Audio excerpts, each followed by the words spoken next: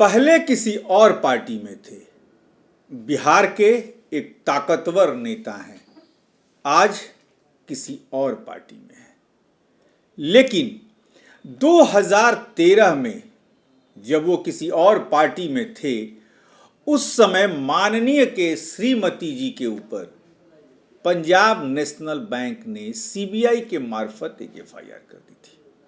जी हां, एफआईआर भी इसलिए कि करोड़ों रुपए के बैंक घोटाले का मामला माननीय जो कद्दावर हैं उनकी श्रीमती जी पर लगा था।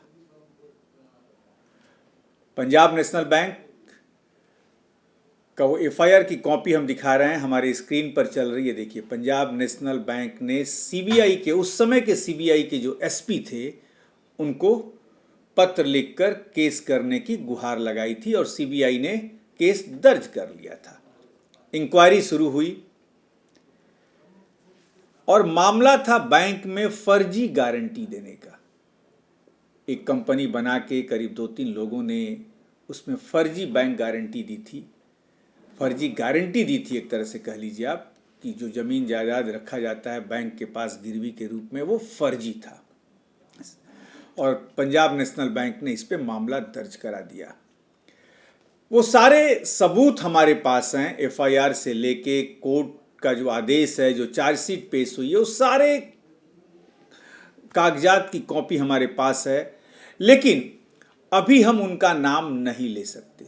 बहुत बड़े कद्दावर लोग हैं बिहार के, और एक पत्रकारिता का जो नियम है, जब तक हमारा उनसे संवाद नहीं हो जाए, हम उनसे पूछ नहीं लें कि आपके बारे में ये जो मामला बनता है, इस पर क्या कुछ अपनी सफाई देना आप चाहते हैं या नहीं, तब तक हम उनका नाम नहीं लेंगे।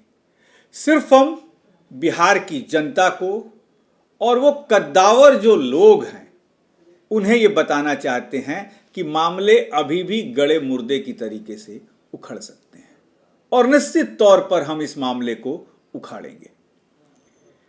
सबसे बड़ा बात है, चार्जशीट हुई, भारी भरकम लोग हैं भाई बिहार के, किस तरीके से मैनेज कर लिया।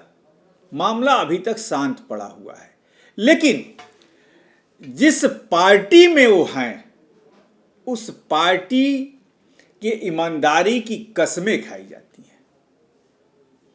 उस पार्टी में लोग रहकर सेवा करना चाहते हैं। उस पार्टी को सुशासन की पार्टी कहा जाता है। फिर भी 2013 से 2023 हो गए, मामला चार्जशीट में भी तब्दील हुआ। श्रीमती जी उनकी जो हैं, वो दिल्ली उस समय रहती थीं और दिल्ली से पटना आने में उन्हें कठिनाई होती थी। कोर्ट के पास गुहार लगाई और कोर्ट ने कहा कि ठीक है, फिजिकल रूप से सशारीरिक आपको पटना कोर्ट में उपस्थित होने से उन्होंने रोक लगा दी थी कि आप भाई ठीक है, आप अपने वकील के माध्यम से जो है वहां जा सकती हैं। अब बीच हमारे पास सारे कागजात, वो कोर्ट का ऑर्डर भी हम आपको दिखा रहे हैं, देख लीजिए, वो कोर्ट का ऑर्डर भी हम आपको दिखा रहे हैं, लेकिन हमने उनके नाम को ब्लर कर दिया है। अभी हम उनका नाम भी नहीं बताना चाहते कि कौन है बिहार के वो कद्दावर लोग जिनके ऊपर मत कहिए, जिनकी श्रीमती जी के ऊपर करोड़ों रुपए के पंजाब नेशनल बैंक घोटाले का केस है। चार्जशीट फाइल हो गई है, लेकिन सजा अभी तक नहीं हुई है।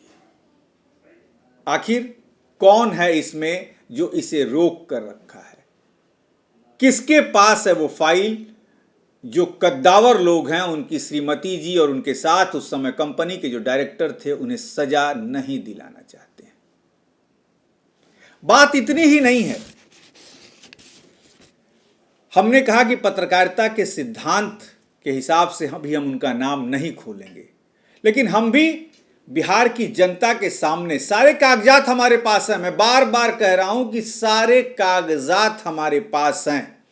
पंजाब नेशनल बैंक के उस एफआईआर से लेके कोर्ट के आदेश से लेकर वो चार्जशीट की जो फाइल है वो भी हमारे पास है। फिर भी हम अभी नाम नहीं बता रहे हैं। और हमने बताया ही कि बहुत बड़े लोग हैं, उस पार्टी की कस्में लोग खाते हैं। बिहार की सत्ता में जो लोग बैठे हैं उनके बहुत करीबी हैं वो। तभी तो मामला रुका है 2013 से 23 तक, 10 साल हो गए।